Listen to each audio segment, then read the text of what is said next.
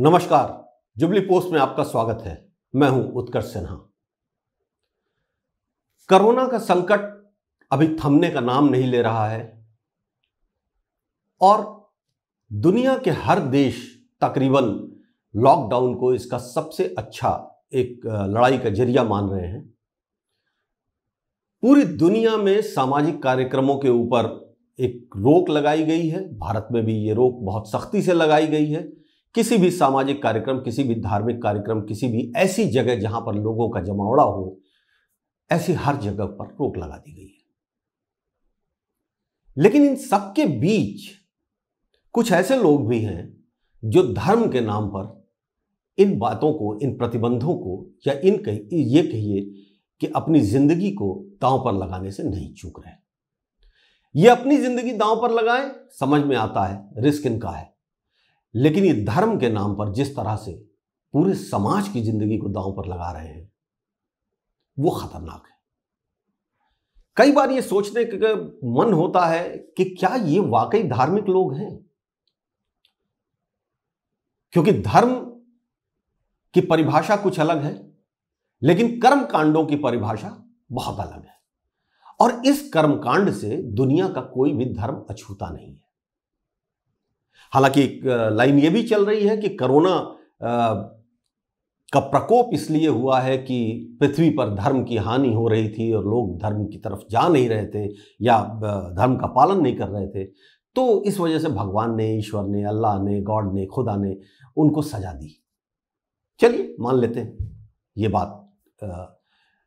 हमारी आस्था अपने ईश्वर पे होती है तो हम हर अच्छे और बुरे का जिम्मेदार भी खुद को मानते हुए कहते हैं कि ईश्वर हमें कर्मों की सजा दे रहा है।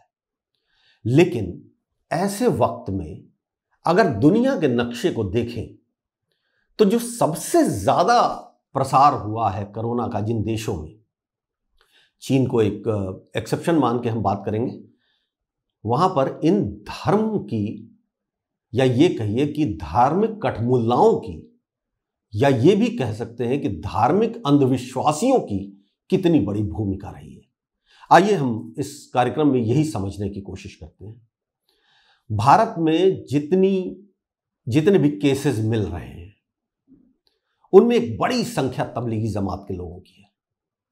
उत्तर प्रदेश में तो तकरीबन आधी से ज्यादा जो कोरोना संक्रमित लोग हैं उनका कहीं ना कहीं से रिश्ता तबलीगी जमात से जुड़ा हुआ है, उस कार्यक्रम से जुड़ा हुआ है जिसके भीतर एक काफी स्कैंडल भी हुआ और उसमें कई पक्ष भी आए। लेकिन जरा सोचिए कि आखिर ये लोग कौन थे या ये किस भरोसे पर काम कर रहे थे। मैं आपको सुनवाता हूं मौलाना साद, जो आजकल बहुत चर्चा में है, तबलीगी जमात के लीडर हैं। वो अपने लोगों को क्या समझा रहे थे और क्या वो जो समझा रहे थे वो वाकई सही हुआ। एक मिनट उनकी बात सुनते हैं, फिर उसके बाद हम आगे बढ़ते हैं। इन्हें नमाज में खतरात नजर आ रहे हैं, ये नमाज छोड़कर भागेंगे इसलिए ताकि अजाब हट जाए। अल्लाह अजाब लाए नमाज छोड़ने की वजह से, ये अजाब हटाएंगे मस्जिदों को छोड़ने की वजह से। सोचे तो सही, कैसी उल्टी सोच है।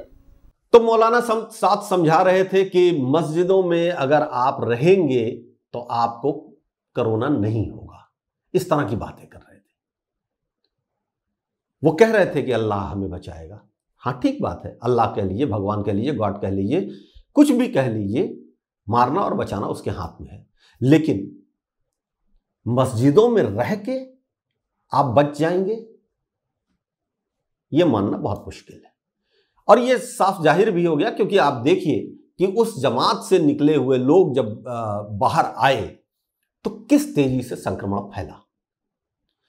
दुनिया की, मैं पहले इस्लाम धर्म की ही बात करता हूं, दुनिया की सारी बड़ी मस्जिदें, यहां तक कि मक्का और मदीना, काबा का पूरा इलाका इस तरह से शांत है, इस तरह से सील किया गया है, प्रतिबंधित किया गया है, जहां पर किसी को जाने की इजाजत नहीं है।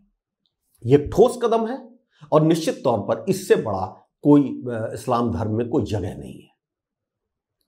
लेकिन बावजूद उसके जब बड़े मौलाना, प्रतिष्ठित लोग शहर के काजी ये अपील करते हैं कि साहब मस्जिदों में इस वक्त मत जाइए, घर पे नमाज पढ़िए, खुदा की इबादत करना बहुत ज़रूरी है, लेकिन आप भीड़ में ना रहें। और उसके लिए उन्होंने तमाम उदाहरण भी दे करके समझाया कि इससे आपके सवाब में कोई कमी नहीं आएगी। बावजूद इसके ढेर सारी जगहों पे बवाल इसलिए हो रहे हैं कि साहब मस्जिद में नमाज पढ़ेंगे, उसके लिए पथराव तक हो जा रहे हैं। कौन लोग हैं ये लोग धर्म को समझने वाले लोग हैं या धर्म के अंधविश्वासी? और ऐसा नहीं है कि सिर्फ इस्लाम में ही इस तरह के लोग हैं। अब मैं आपको दिखाता हूं हिंदू धर्म के कुछ विजुअल्स।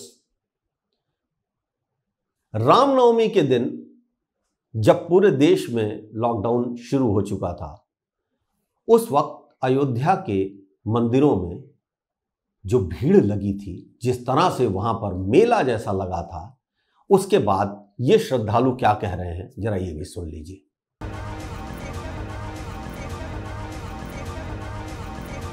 भाव अधिक होता है, वहाँ पर कोरोना था, किसी प्रकार की मतलब नहीं रह जाता है। यूपी में कुछ कम है और खास करके रामचंद्र जी के दरबार में तो भाई कुछ कहना ही नहीं है। अब मौलाना साहब ये कह रहे हैं कि अल्लाह हमें मस्जिद ना छोड़ने की सलाह दे रहा है, और अयोध्या का ये भक्त कह रहा है कि राम की नगरी में तो कोरोना का कुछ हो ही नहीं सकता है, और यहां पर आने पर तो कोरोना हमें संक्रमित कर ही नहीं सकता है। दोनों में कोई बुनियादी फर्क आपको दिखाई दे रहा है? दोनों एक ही तरह की बातें हैं।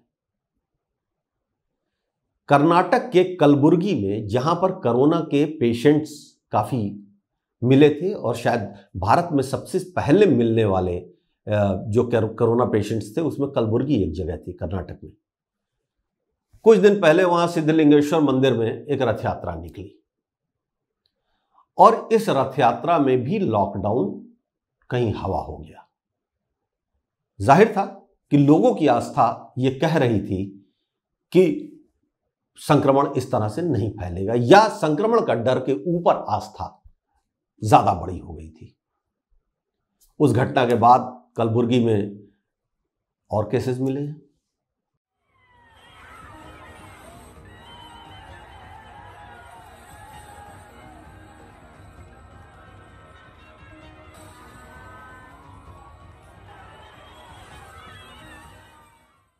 तो बात यह है कि जब काशी विश्वनाथ मंदिर, जब तिरुपति बालाजी मंदिर, जब रामेश्वरम मंदिर, जितने बड़े हिंदू धर्म के प्रतिष्ठित जगह हैं, मंदिर हैं, जहां आस्था, श्रद्धालु और जहां से सारी बातें निकलती हैं, वहां अगर सन्नाटा है, वहां अगर लॉकडाउन का पालन किया जा रहा है, तो ये कर्नाटक के कलबुर्गी के ये रथ यात्रा में शामिल होने वाले लोग क्या कुछ अलग से हिंदू हैं, या इनके लिए धर्म का कुछ अलग मतलब है? ये भी वैसे ही है, ये भी वैसे ही हैं जो सारी बंदिशों और सारे खतरों के बावजूद मस्जिद में जाने की जिद कर रहे हैं और ये रथ यात्रा निकाल रहे हैं। हिंदू और मुसलमान की बात तो हो गई, अब जरा सिख समुदाय की भी बात कर लें। अभी कुछ दिन पहले खबर आई थी कि एक निहंग ने एक पुलिस वाले का हाथ काट दिया। वजह क्या थी? वो कोरोना लॉकडाउन का पालन नहीं कर रहा था, और उसके बाद जब पुलिस ने उसको दौड़ाया, पकड़ने के लिए कोशिश की, तो वो भाग के एक गुरुद्वारे में गया जहां पर बाकायदा एक धार्मिक समारोह चल रहा था। पुलिस को इंतजार करना पड़ा। बाद में वहां के जो मुख्य ग्रंथी थे उन्होंने उसको पकड़ के पुलिस के हवाले किया। मगर ये निहंग सिख सबसे कट्टर सिख माने जाते हैं, तो कट्टरता वहां भी थी। बलदेव सिंह रागी नाम के एक सत्संग करने वाले हैं सिख धर्म के, नानक के वचन सुनाते हैं, बहुत सारी धार्मिक प्रवचन करते हैं। जर्मनी गए थे एक ऐसा ही प्रवचन करने के लिए, एक मंडली लेकर अपनी। इटली गए, जर्मनी गए, और यहां से जब वो लौटे तो अपने साथ कोरोना का संक्रमण लेके आए थे। यह कहा जा सकता है कि बलदेव सिंह रागी को अंदाजा नहीं होगा, ठीक वैसे ही जैसे जमातियों को शायद अंदाजा नहीं रहा होगा, लेकिन लौट के आके उन्होंने अपने सारी कीर्तन मंडली को छुपा के रखा और उन्होंने ना अपना टेस्ट कराया, ना खुद आइसोलेशन में गए, ना उनके लोग आइसोलेशन में गए। इसके बाद आनंदपुर साहिब में जो सबसे बड़ा गुरुद्वारा है, वहां पे होली के बाद होला मोहल्ला नाम का जो एक बड़ा समारोह होता है जिसमें हजारों लोग जुड़ते हैं, बलदेव सिंह जी की मंडली यहां भी गई और बाकायदा इन्होंने कोरोना का प्रसाद बांटा।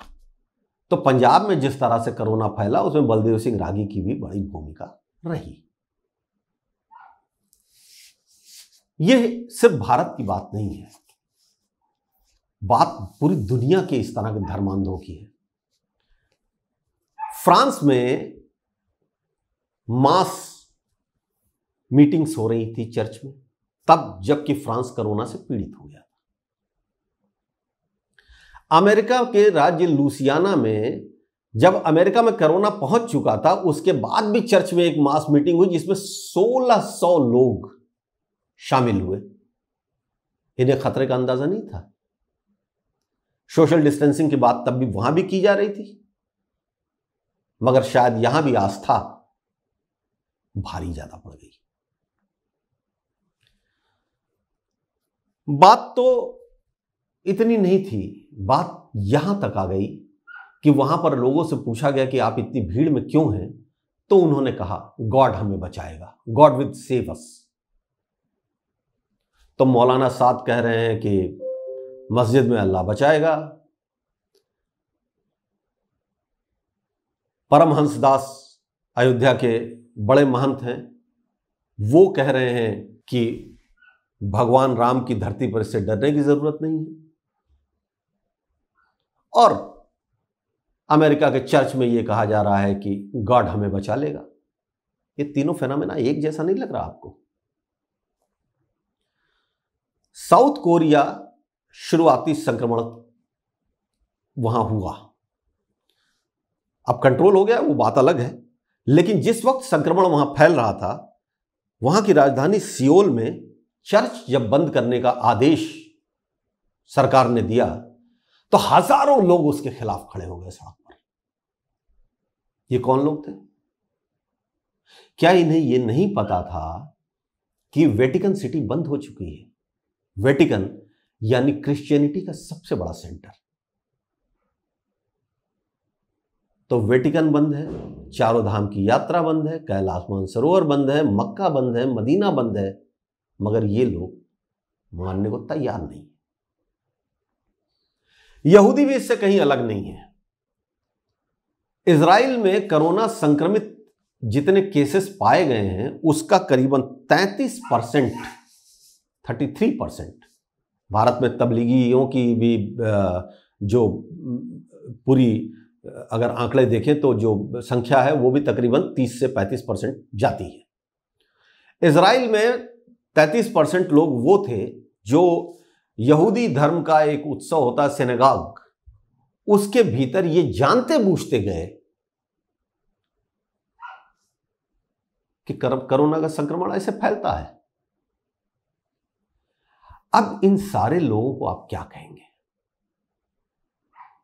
और अगर ये धर्म भीरू लोग हैं तो क्या ये धर्म के मर्म को भी समझते हैं, या इनकी आस्था या विश्वास अंधविश्वास के उस स्तर पे पहुंच चुका है